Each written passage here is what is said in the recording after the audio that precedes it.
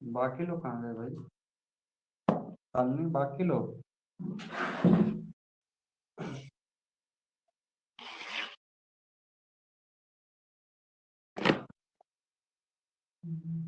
अम्बुल। अम्बुल।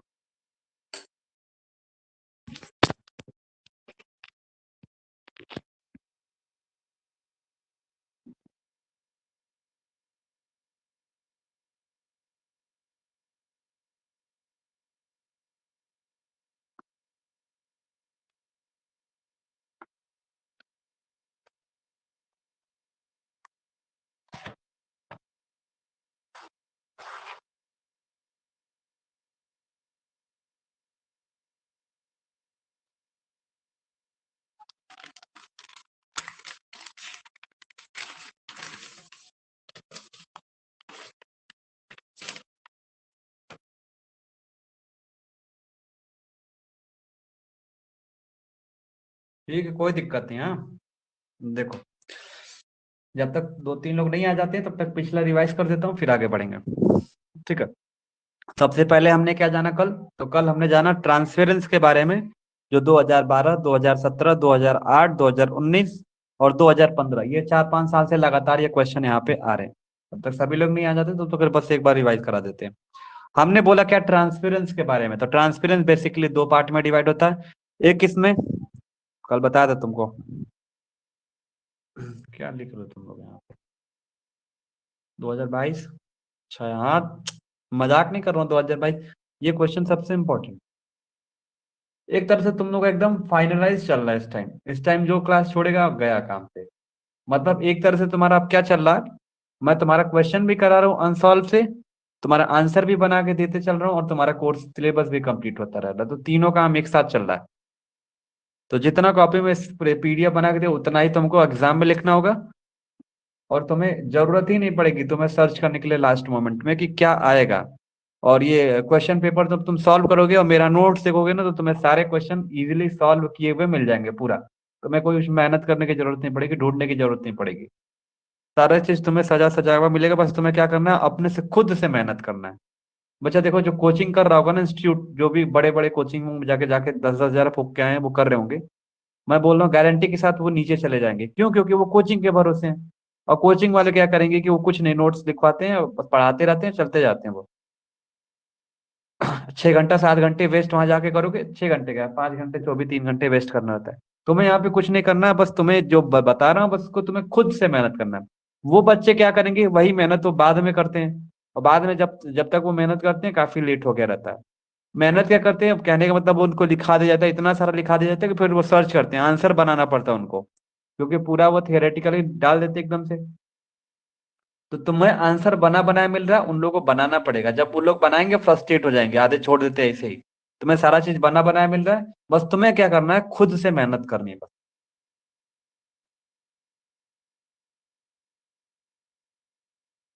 10 हजार दिए होंगे खुद तो स्पेशल फायदा होगा छाया। अभी मैं कुछ नहीं बोलूंगा, एग्जाम जब खत्म हो जाएगा फिर 10 हजार वाले से मैं तुम्हारा कंपेयर कराऊंगा, टेंशन ना लो। 10 हजार वाले हमारे भी साथ रहे, 42-42% पाए हैं। हम लोग तो बस, हमारा एक तो सीनियर थे, मैं बता रहा हूँ उनका नाम क्या है, कौन थे, कृष्णा। एमएससी किए हैं, फिलहाल पास आउट हैं, इसी वर्ष पास आउट है वहां से, एमएससी जूलॉजी से। तो जब मैं पढ़ा करता था तो उनके पास जाया करता था, और उनसे बस नॉर्मली मुझे पता था, वो पहले ही बता चुके थे, क्या बेटा बस एक काम करो, मैं जो बोल रहा हूँ वो करते जाओ। मैं कहा ठीक है। तो वो उन्होंने ये बताया कि कोचिंग के पीछे भागना नहीं है। इसमें क्या करना है कि तुम्हें बस जो बताते जा रहा हूँ उसके बाद तुम्हें मैक्सिमम अपना टाइम इसके अंदर देना है। तो वही चीज मैं भी कर रहा हूँ। मैं क्या किया हूँ तुम्हें? बस तुम्हें मैं यही चीज बोल रहा हूँ कि मैक्सिमम टाइम तुम्हें खुद से देना है।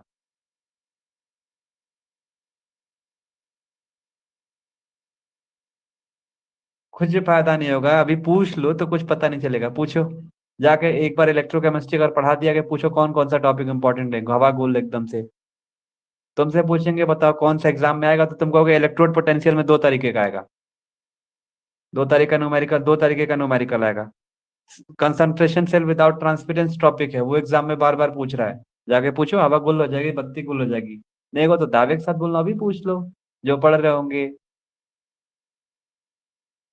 देखो जूलॉजी की बात यहाँ तक अगर हुई छाया, या जो भी साल, तो जूलॉजी की बात ये है कि कोई भी टीचर रहेगा ना, चाहे मैं भी पढ़ चुका हूँ या मैं भी पास आउट हो चुका हूँ, एक्सपीरियंस के साथ यही बता रहा हूँ, जूलॉजी एक ऐसा टॉपिक है, तुम्हें कोई भी पढ़ा ले, कोई भी चाहे कितना भी पढ़ा ले, लेकिन लास्ट में तुम्हें काम क्या करना है, तुम्हें खुद से रटना ही पड़ता है वो आखिरी में। क्योंकि वो एक एक ऐसा सब्जेक्ट है कि नया नया टर्मिनोलॉजी मिलती है उसके अंदर, इसका रेस्पिरेटरी सिस्टम, इसका रिप्रोडक्टिव सिस्टम, इसका ये, इसका वो, उसका फ्लाइट एडेप्टेशन, इसकी मैकेनिज्म। तो उसमें क्या होता है कि तुम्हें जितनी रटने की कैपेसिटी जितनी अच्छी है, तो जूलॉजी की एक मैं पढ़ने का स्ट्रेटेजी अगर बताता हूं तुम्हें कि पढ़ना कैसे, तुम सेकेंड ईयर के स्टूडेंट हो सर, डायग्राम हो जाएगा, टेंशन ना लो। इसी चीज के बारे में हम तुम्हें बताते हैं, एक बार देखो सुनो। तुम्हें एग्जाम के साथ अब बचा है क्या तुम्हारे पास, जो भी मैं अभी जो भी इस टाइम से हम लेके चलेंगे, मैम का, ठीक है, मान रहा हूँ अगर पढ़ाने का तरीका हो सकता है सही ना हो सकता है तुम्हें समझ नहीं आ रहा हो, लेकिन इतना याद रखना, जो वो नोट्स बना के रखी हुई है और जो नोट्स तुम्हें वो मिला हुआ है, वो नोट्स वही आंसर लिखोगे तभी तुम हाईएस्ट पहुंचने वाले हो, जाने वाले हो लाइन में। और लास्ट मोमेंट में उनका क्या नोट्स है, या उनका नोट्स है, मैं समझ रहा हूँ कि उसमें जूलॉजी में देखो ना, कोई भी टीचर रहेगा ना, कॉलेज का रहेगा, जो भी कोचिंग का रहेगा, वो बच्चा बस खाली क्या करता है, हेडिंग लिखवाता है, कोचिंग में जाओगे जूलॉजी के क्लास में, वो बोलेगा तुम लिखते जाओगे, बोलेगा लिखते जाओगे, फिगर बनाता जाएगा, सुंदर सा नोट्स बनाते जाओगे, तो वही काम वो भी करेगा। उसमें क्या है कि तुम्हें अगर टीचर बता रहे कि हाँ बैटिंग मैकेनिज्म अगर स्नैक की है कैसे हो रही है, तो स्नैक बनाम होता है, तो तुम्हें एक जनरल आइडिया तुम्हें पता चल गया कि हाँ स्नैक बनाम होता है, बैटिंग मैकेनिज्म इसकी ऐसी है, ये मसल आगे पीछे होती है, बस थोड़ा सा नॉर्मली जान के, और बाकी तुम्हें खुद 90% देना होगा उसके अंदर। और रहा पढ़ने का तरीका, एग्जाम कैसे हुआ, पेपर होने वाला है शाम को तुम्हारा सेकेंड ईयर का, शाम के शिफ्ट में होता है, तो अपने खुद से, मैं बोल रहा हूँ खुद से अपने आप को, अब आ गया आई थिंक नवंबर, नवंबर दिसंबर, नवंबर बच्चा देखो, नवंबर हो गया, दिसंबर हो गया, जनवरी हो गया, बोलते हैं ना क्रैश कोर्स कोचिंग वाले लास्ट के एक महीने पहले करते हैं, इसीलिए बच्चे 42% पे जाते हैं। ठीक है, मेरा मानना है कि तुम मेरे हिसाब से चलो, जो मैंने अपने लाइफ में किया है, तुम्हारा क्रैश कोर्स कहाँ, क्रैश ये वो क्या है, क्रैश कोर्स कहाँ से होना चाहिए, नवंबर दिसंबर जनवरी, 3 महीने। मैंने क्या बोला, नवंबर दिसंबर जनवरी का महीना। कोचिंग वाले क्रैश कोर्स कब चलाते हैं, मार्च के महीने में, उन लोगों का सिलेबस खत्म नहीं हो पाता है, मार्च के महीने में लेके जाते हैं। ठीक है, कोई दिक्कत नहीं। मैंने भी यहाँ पे किया, नवंबर दिसंबर जनवरी, यहाँ से वो अलर्ट कराना चालू करेंगे, जनवरी से मैं अलर्ट करा रहा हूँ, नवंबर से तुम नवंबर से अलर्ट हो जाओ, यहाँ से अलर्ट हो जाओ बच्चा। अलर्ट होने के बाद तुम्हें करना क्या, अब ये चीज स्टेप क्या फॉलो करना है। जूलॉजी जो है जैसे भी चल रहा है कोई दिक्कत नहीं, मैम पढ़ा रही है, ठीक है, कुछ तो समझ में आ रहा होगा, ऐसा तो नहीं है, जितना तुम्हें समझ में आ रहा ना, घबराओ मत, उतना ही मुझे भी समझ में आता था। ज्यादा आवाज कट रही है क्या, सबके में आवाज कट रही है कि सिर्फ छाया में कट रही है आवाज।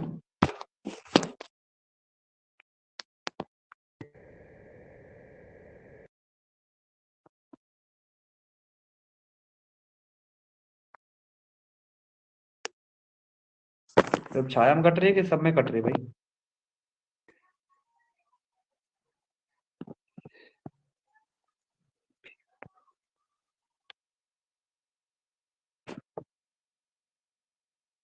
अब सही है।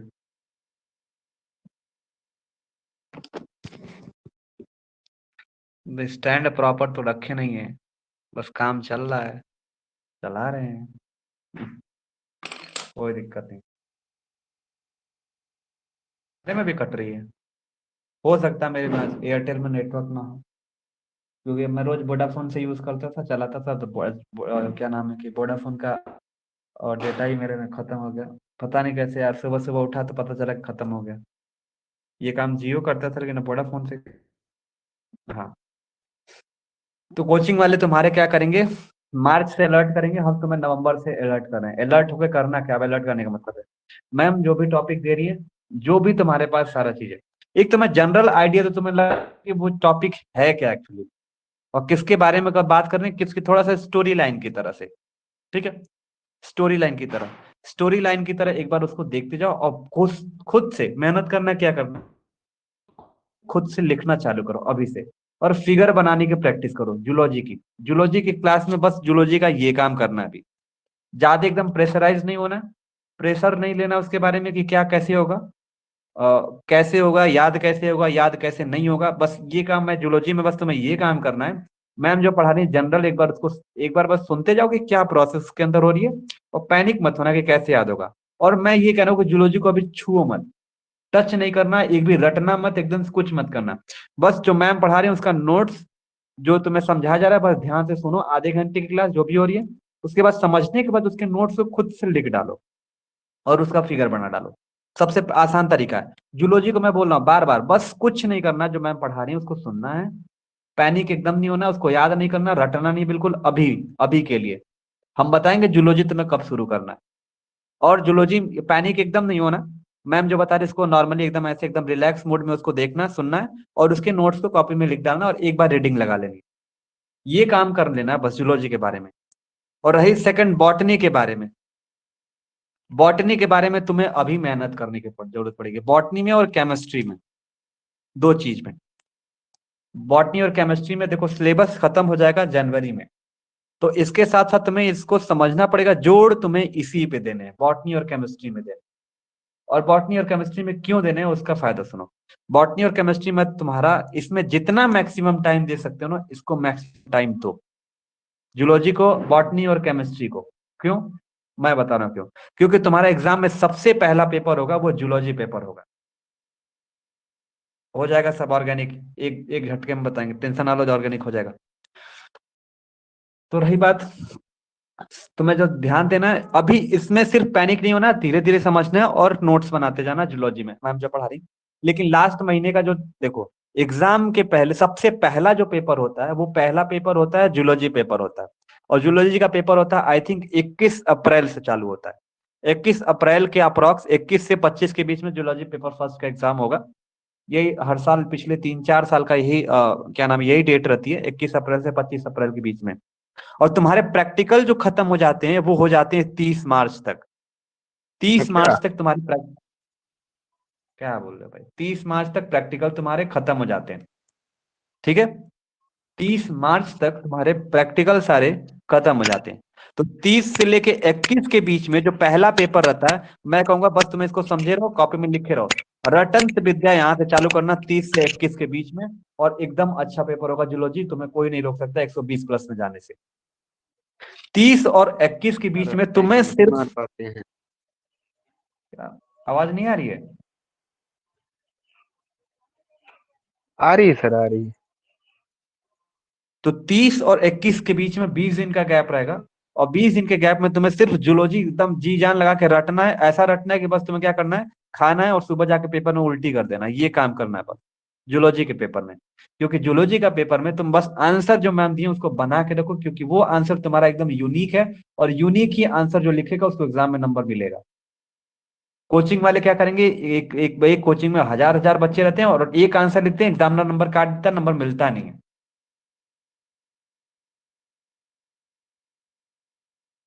बेटा एग्जाम का जब प्रेशर आता है ना, तो रट्टा अपने आप मरा पाता है, मरा जाता है रट्टा, तो हमें भी मारना नहीं आता।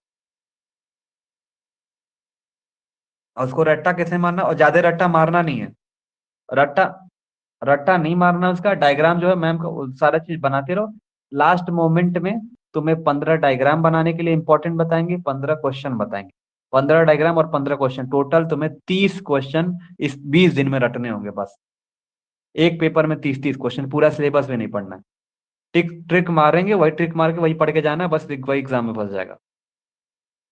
रही बात बॉटनी और केमिस्ट्री के बारे में, ये चीज सुनो, जनवरी का टारगेट हमने क्यों रखा कि जनवरी में तुम्हें खत्म करना, एंड कर देना, इसलिए जनवरी का टारगेट हमने रखा है।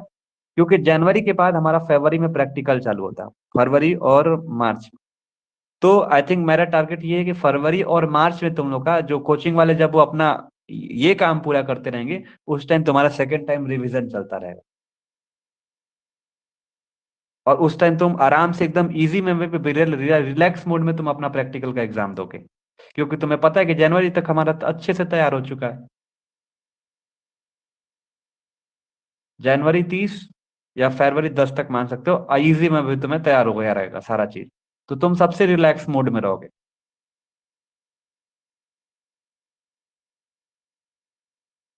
आज तक रट्टा पट्टा तो हम भी नहीं मार पाए, जब टाइम कम रहता है तो अपने आप। हाँ, टाइम कम रहता तो इसीलिए तो मेरे टारगेट है कि बस तुम्हें क्या करना है, जूलॉजी जो मैम दे रही है सुनो, हल्के माइंड से सुनो, ज्यादा प्रेशर नहीं लेना उसके बारे में। उसका नोट्स इंपॉर्टेंट, उसका नोट्स बनाते जाओ, क्योंकि तुम्हें भी पता है कि बीएससी बच्चा ग्रेजुएशन का एग्जाम है, 3 पेज से कम लिखोगे तो अभी तो 3 पेज का फाउंडेशन बना है भाई, 6-6 पेज का आंसर हम लोगों ने लिखा। बैक्टीरियो फेज में क्या लिखोगे, 6-6 पेज का आंसर लिखा।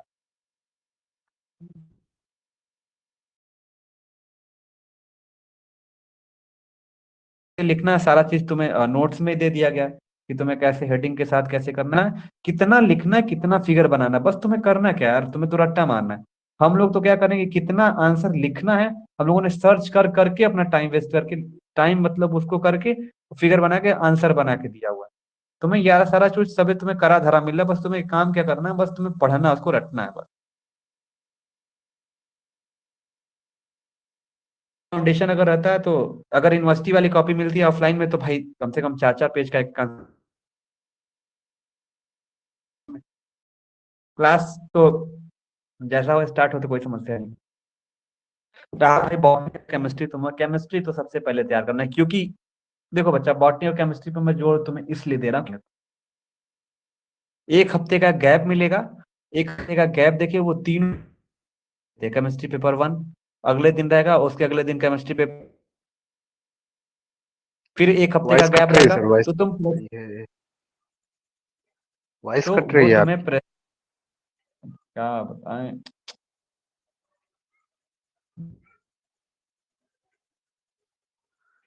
सब में कट रही है कि बस इसी में कट रही है।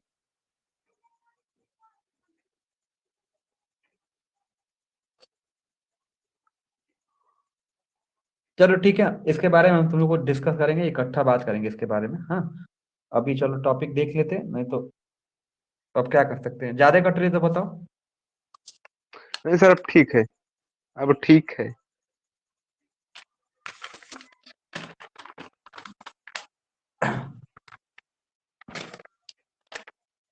अभी पर अच्छा, तुम लोग बस केमिस्ट्री और बॉटनी पे ज्यादा प्रेशर पर 2 सब्जेक्ट पढ़ो ध्यान से, और जूलॉजी पेपर को करना क्या है तुम्हें, बस मैम समझा रही समझो, और उसको कॉपी में बस नोट्स बनाते जाओ, लिखते जाओ, फिगर बनाते जाओ, बस इतनी मेहनत करो बस, और कुछ नहीं। 3 महीने बस मेहनत करना है, बाकी तुम्हें प्रैक्टिकल में, तुम्हें प्रैक्टिकल का अभी तो कठिन होता है ना, प्रैक्टिकल अभी कराना है, इसीलिए फरवरी और मार्च तुम्हें प्रैक्टिकल के लिए हमने रखा है। फरवरी और मार्च को हमने प्रैक्टिकल के लिए रखा है तुम लोग के लिए, ताकि प्रैक्टिकल भी तुम लोग अच्छे से स्कोर कर जाओ, फिर हमसे कंपेयर कराना, फिर हम कोचिंग वालों को कंपेयर कराएंगे खुद से। ठीक है, तो हमने कल क्या बताया था, कंसंट्रेशन सेल विदाउट ट्रांसपेरेंस हमारे सिलेबस में एक ही टॉपिक है। और हमने ये बताया था कि इसमें जो आयन का जो ट्रांसफर होता है वो इनडायरेक्टली होता है, मतलब हमें दिखता उगता नहीं है, तो उसको बोलते हैं कंसंट्रेशन ट्रांसपेरेंस। हमने इसमें क्या देखा था, रिवर्सिबल टू कटायन देखा था। रिवर्सिबल टू कटायन में हमने देखा था कि भाई सॉल्यूशन भी दोनों सेम है, दोनों का रॉड हमारा क्या है, एजी है।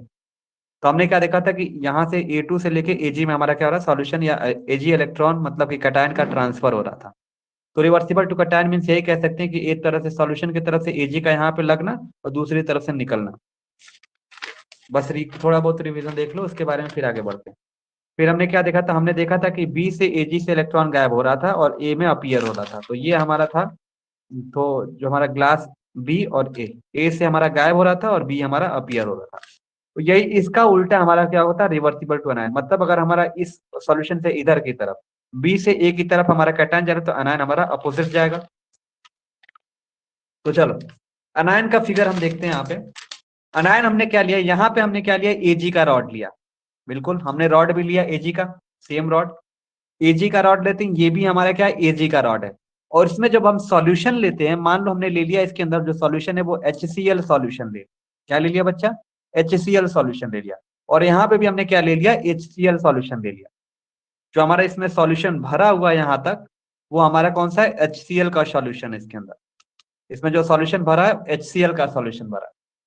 सॉल्यूशन जो हमने लिया है वो HCl का सॉल्यूशन लिया है, हमारा एजी का रॉड है इसमें, बस इसमें करेंगे क्या, इसके ऊपर AgCl की कोटिंग कर देंगे। AgCl की ये छोटे छोटे क्या है कोटिंग कर देंगे इसके ऊपर। यहाँ पे भी AgCl की हमने कोटिंग कर दिया। बस सब कुछ सिंपल है। बस यहाँ पे हमने लिक्विड यहाँ पे चेंज कर दिया। हमने क्या लिया, सॉल्यूशन HCl इसमें लिया, यहाँ पे भी HCl लिया। Ag का रॉड है, Ag का रॉड है, और इस Ag के रॉड के ऊपर हम यहाँ पे क्या कर दिए, AgCl की कोटिंग कर दिए। क्या कर दिया बच्चा, AgCl की हमने क्या कर दिया, कोटिंग कर दिया। यहां तक समझ में आया? तो यहां ऑक्सीडेशन रिडक्शन में क्या होगा, अनायन इन्वॉल्व होगा। क्यों? क्योंकि हम पढ़ क्या रहे हैं, रिवर्सिबल टू अनायन हम यहाँ पे पढ़ रहे हैं। तो हम पहले फिगर समझा देते। हमने क्या लिया, Ag का रॉड लिया, ठीक है, वहां पे भी हमने Ag का रॉड लिया था, लेकिन वहां पे हमने क्या कर दिया था, सॉल्यूशन एक लिया था, लेकिन कोटिंग नहीं की थी यहाँ पे। लेकिन हमें रिवर्सिबल टू अनायन करने के लिए हमें एक लेयर की कोटिंग करनी पड़ती है इसके ऊपर।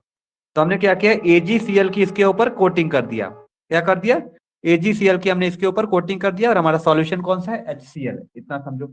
2 बाल्टी लिए, उसके अंदर HCl का रॉड डाल दियो। रॉड डालने के बाद क्या कर दिया, इस रॉड के ऊपर बाहर से AgCl की कोटिंग कर दी।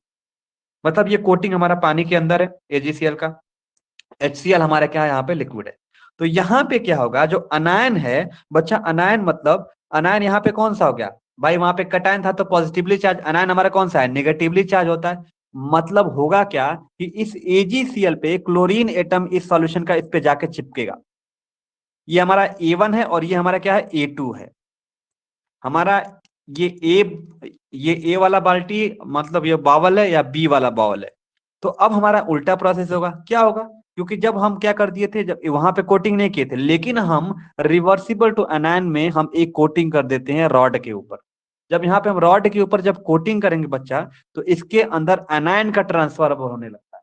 तो अनायन हमारा कौन सा है, तो क्लोरीन है, क्लोरीन अनायन है। और ये जाके जो हमारी कोटिंग है उसके ऊपर चिपकता जाता है, और चिपकने के बाद इधर से क्या होता है, क्लोरीन एटम इधर निकलता जाता है, अनायन हमारा इस सॉल्यूशन में आता जाता है। तो यहां पे अब देखोगे इसके अंदर होगा क्या, रिवर्सिबल टू अनायन के अंदर यहां ऑक्सीडेशन रिडक्शन में क्या होता है कि अनायन इन्वॉल्व होना चाहिए। जाहिर सी बात है, अगर वहां पे कटायन इन्वॉल्व हो रहा है तो यहाँ पे अनायन इन्वॉल्व होना चाहिए। और अनायन एक सॉल्यूशन के रॉड से दूसरी तरफ जाना चाहेगा, और वो दूसरी तरफ रॉड के सॉल्यूशन की तरफ हमें ऐसा दिख रहा है, वो मिलेगा भी, वैसे हो भी रहा है। तो हमने क्या देखा यहाँ पे कि जो हमारा यहाँ पे AgCl है, ये हमारे इसकी जो कोटिंग है इसके ऊपर हमारे क्या रख रहे हैं, अनायन जाके चिपक रहे, अनायन जाके चिपक रहे कोटिंग के ऊपर, और फिर जाके इस दूसरी साइड से ये Cl जो हमारे इलेक्ट्रॉन है, अनायन जो हमारा इधर की तरफ सॉल्यूशन में निकल रहे हैं, अपीयर हो रहे हैं। तो उसका जस्ट उल्टा प्रोसेस को हम बोलते हैं। फिर होता क्या, अब देखो इसको लिखेंगे कैसे,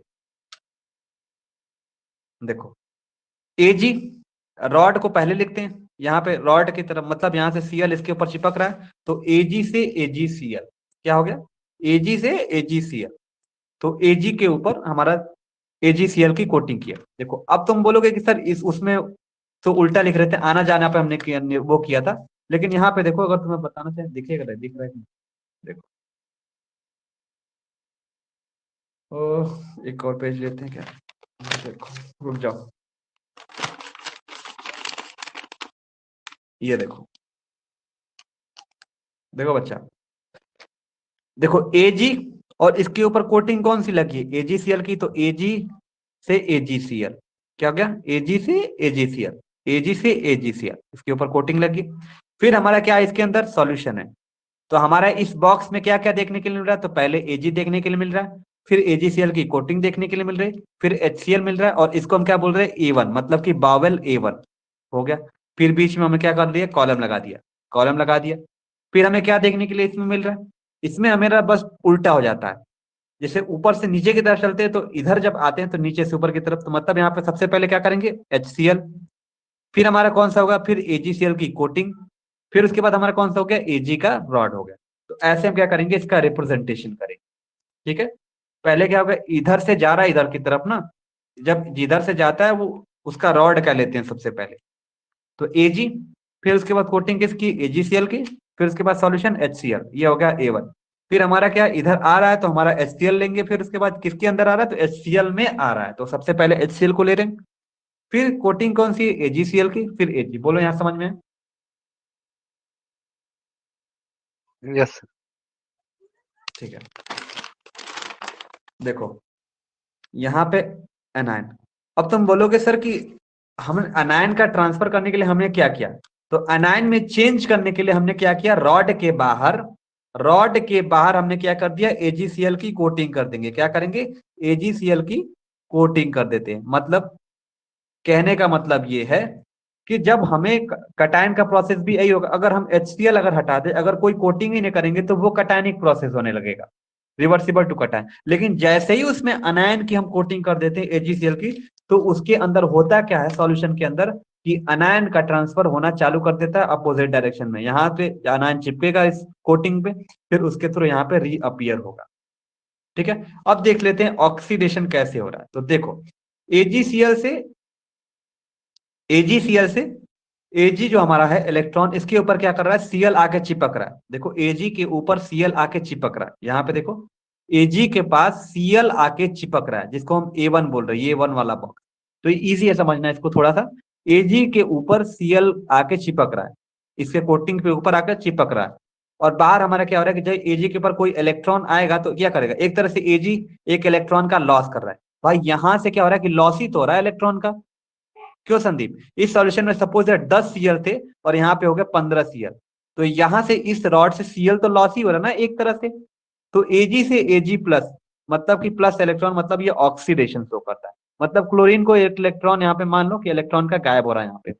फिर रिडक्शन में देखो यहाँ पे क्या हो रहा है, गेन ऑफ इलेक्ट्रॉन को हम रिडक्शन बोलते हैं। मतलब यहाँ पे हो क्या रहा है कि यहाँ पे Ag एक इलेक्ट्रॉन को लेके Ag में कन्वर्ट हो रहा है, सिर्फ Ag रॉड। लेकिन अगर Cl को देखा जाए तो ये Cl निगेटिव यहाँ पे भी यहाँ पे पार्टिसिपेट कर रहा है, मतलब यहाँ पे अधिकतम ज्यादा हो रहा है, यहाँ पे रीअपियर हो रहा है, जिसको हम A2 बोलेंगे। अब हम करेंगे क्या, इलेक्ट्रॉन से इलेक्ट्रॉन कैंसिल, ठीक है, इलेक्ट्रॉन से इलेक्ट्रॉन कैंसिल, और Ag से Ag प्लस कैंसिल, और Ag से इस Ag को कैंसिल कर देंगे, तो हमारे पास बचा क्या, Cl निगेटिव A1 से Cl निगेटिव A2। तो हमें Cl निगेटिव A1 से जा रहा है और C1 A2 में रीअपियर हो रहा है। बोलो ये समझ में। तो सिंबलाइज ये कर दिया कि जो A1 से Cl गायब हुआ है, जो A1 से Cl गायब हुआ है, और A2 में Cl क्या हो रहा है, अपियर हो रहा है। A2 में Cl हमारा क्या हो रहा है, Cl हमारा क्या हो रहा है, अपियर हो रहा है। तो इसका मतलब जहां से गायब हो रहा है और जिसमें अपियर हो रहा है, तो जो जहां से गायब हो रहा है मतलब वो बड़ा चीज होगा। तो A1 हमारा बड़ा होगा A2 से, और वहीं दूसरे कटायनिक में क्या था, A2 बड़ा था A1 से। समझ गए, A2 बड़ा था A1 से। ठीक है बच्चा, और इसीलिए हम क्या कर देते हैं, E0 सेल बराबर क्या होता है, 0।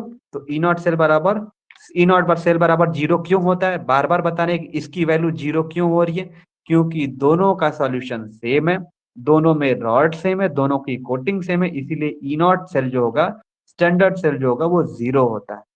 ई सेल बराबर E0 cell minus 0.59 upon reduce state upon oxidise state. Reduce state upon मतलब कि जिसका ऑक्सीडेशन होगा वो रिड्यूस स्टेट होगा। तो रिड्यूस स्टेट हमारा कौन सा है, इसमें A2 अपॉन A1 कर लेंगे। फिर जैसे हमारा क्या होगा, माइनस को जब हटाएंगे, तो माइनस को जब हटाएंगे तो ये हमारा क्या हो जाएगा, A2 अपॉन A1 हो जाएगा। ठीक है, तो माइनस को हटाने के लिए A1 अपॉन A2 करेंगे। तो माइनस को हटाने के लिए क्या कर देंगे, इसका उल्टा कर देंगे, ये जो A2 अपॉन A1 है वो किस में कन्वर्ट हो जाएगा, A1 अपॉन A2 कर देंगे। फिर फाइनल हमारा जो आंसर बन जाएगा, E0 सेल बराबर 0.059 upon 1 log base 10 A1 upon A2। एक क्वेश्चन का 6 पेज। हाँ बताओ।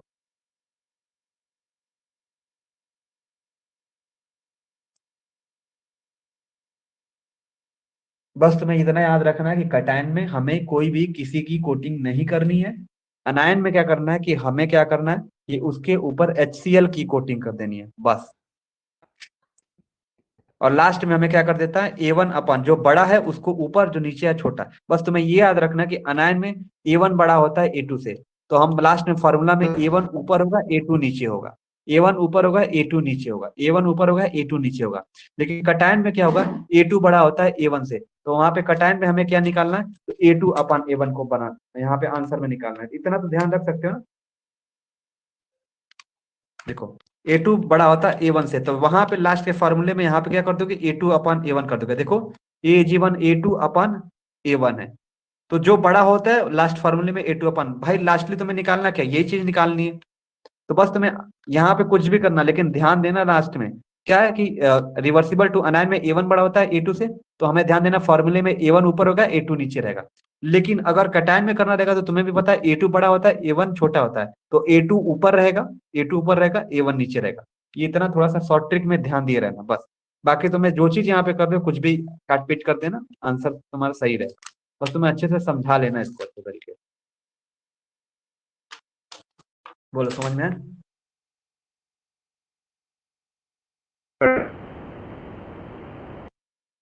आज नेटवर्क बहुत कट रहा है भाई साहब, बहुत ज्यादा नेटवर्क कट रहा है यार। सुनदेव, क्या तुम यस लोग सर बोलिए। चैट में? हाँ ठीक है, यही रहने दो, आज कल से चैट शुरू करेंगे। हाँ चैट बताओ। भी लिखते थे सर, चैट में जा ही नहीं रहा था। क्या चीज? चैट में लिख के भेज रहे थे, जा।